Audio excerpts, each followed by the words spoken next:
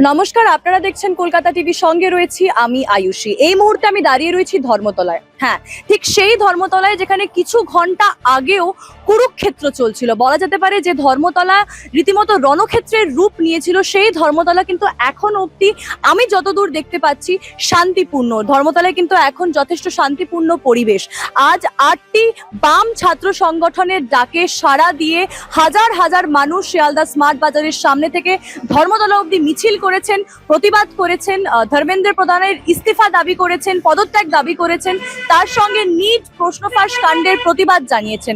উল্লেখযোগ্য বিষয়ে কলকাতার যারা ককরোচ রয়েছেন বা ককরোচ জনতা পার্টির যারা কলকাতায় সমর্থক রয়েছেন, তাদেরও কিন্তু আজকে একটা আন্দোলন বের করার কথা ছিল, একটা প্রোটেস্ট বের করার কথা ছিল।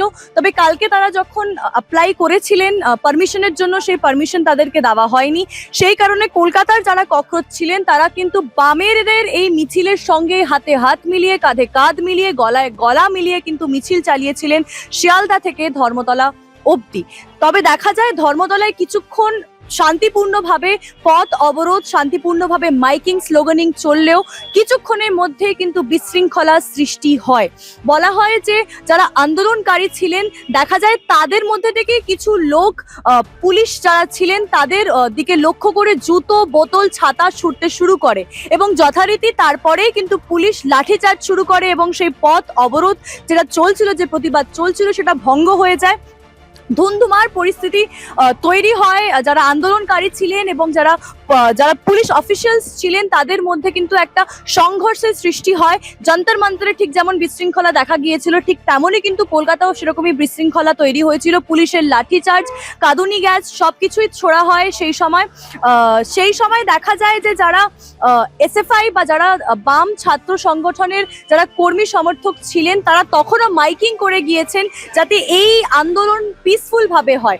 আমরা যারা বাম ছাত্র সংগঠনের নেতাকর্মী ছিলেন তাদের সঙ্গে কথা বলেছি, তারা জানিয়েছিলেন যে এই বিশৃঙ্খলার সমর্থন তারা কোনো মতেই করছেন না এবং এটাও জানিয়েছিলেন যে তাদের মতে এই আন্দোলনের মধ্যে কিছু বিজেপির ঘুষপেটিয়া বা বিজেপির কর্মী সমর্থক ঢুকে গিয়েছিলেন এবং তারাই কিন্তু পথ অবরোধ সরানোর জন্য উল্টো পথে গিয়ে তাদের মতো হয়ে সেজে প্রতিবাদ করার জায়গায় পুলিশের ওপরে আক্রমণ করেন, যার ফলে কিন্তু বিশৃঙ্খলা সৃষ্টি হয়। আমরা সিজেপি ককরোচ জনতা পার্টির মুখপাত্রের সঙ্গেও কথা বলেছিলাম, তিনিও একই কথা জানিয়েছিলেন যে কলকাতার ককরোচরা বা কলকাতার ককরোচ জনতা পার্টি কিন্তু এই বিশৃঙ্খলার সমর্থন করছেন না।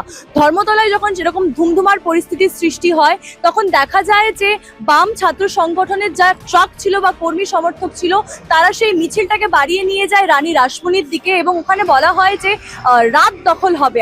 আগে যখন আরজিকরের ঘটনা ঘটেছিল, আরজিকর আন্দোলনের সময় যেমন রাত দখল হয়েছিল, বলা হয় যে ঠিক তেমনই কিন্তু রাত দখল হবে আজকেও। তবে আমরা দেখেছি যে এখন অবধি রাত দখলের কোনো কর্মসূচি এখানে ধর্মতলায় চলছে না।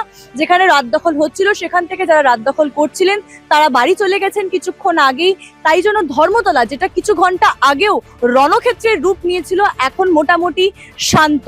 তাহলে প্রশ্ন থেকেই যাচ্ছে যে যন্তর মন্তরে যে আন্দোলন চলছিল, যে আগুন জেগে উঠেছিল কলকাতা, তাহলে কি সেটা আপাতত শান্ত হয়ে গেছে, নাকি কালকে আবার কোনো নতুন কর্মসূচির অ্যানাউন্সমেন্ট করবে ককরোচ জনতা পার্টি বা আরো কোনো নতুন কর্মসূচির কথা জানাবে বাম ছাত্র সংগঠন বা অন্য কোনো সংগঠন? সেদিকেই আমাদের নজর রাখবে। আরো খবরের আপডেটের জন্য চোখ রাখুন কলকাতা টিভির পর্দায়।